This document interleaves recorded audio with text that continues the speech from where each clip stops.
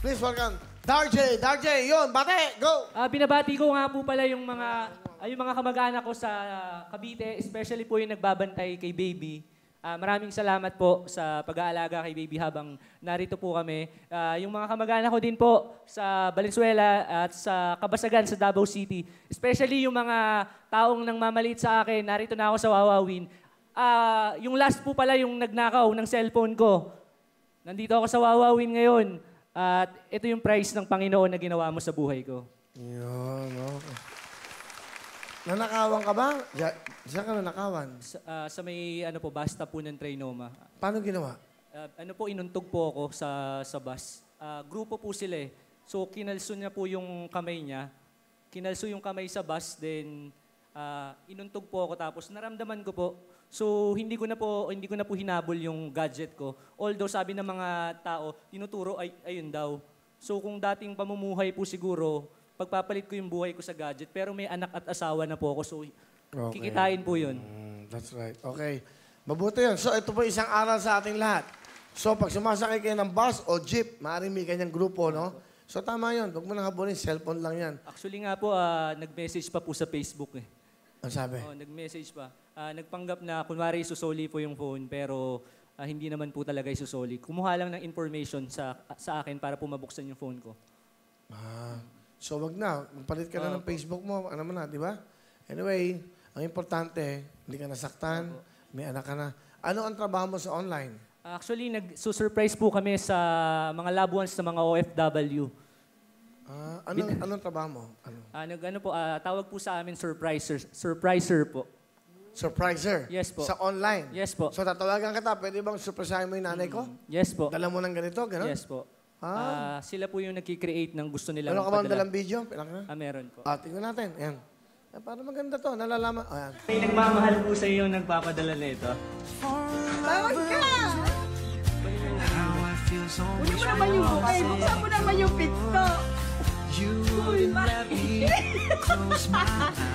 Hoy!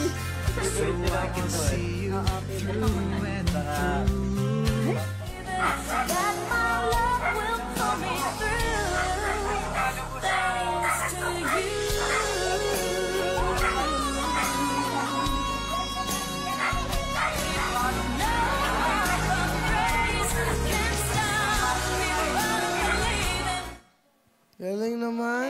Ang galing. O, di ba? Yung dalaga, bali, may nagpadala.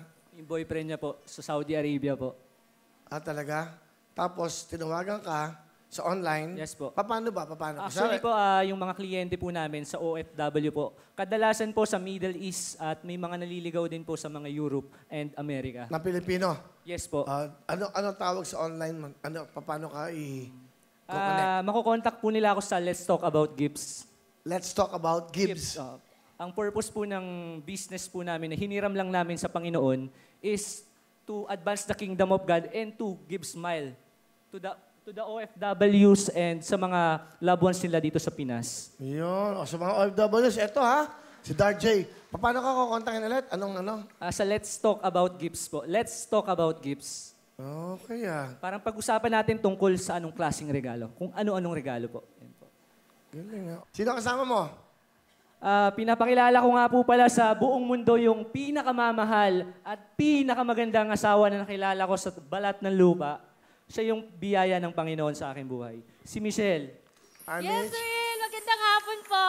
Maganda po. Ilang taon na kayo mag-asawa? 3 years na po. Kaka 3 years lang po. Last year po. Ano gusto mo sabihin? Charm. Salamat sa lahat ng pagmamahal at sakripisyo na binigay mo sa amin ng anak mo. Napaka-bless ko sa'yo. Napaka-ano mo.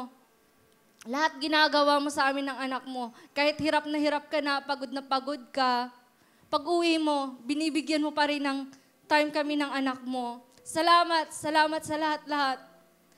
Grabe, napaka-bless ko. Salamat sa Panginoon na ikaw ang asawa ko.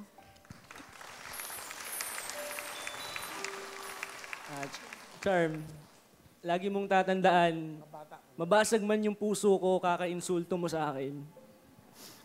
Halos, kada po kasi nagdi-deliver ako, hindi po natin maiwasan na napagbibintangan po ako na ng babae. Alam ng Diyos na ikaw yung ibinigay niya sa akin at pinahalagahan ko. Maniwala ka sa sinasabi ko na saktan mo man ako, hindi ako tatakbo sa ibang babae. Sa Diyos ako tatakbo dahil ikaw yung binigay niya sa akin.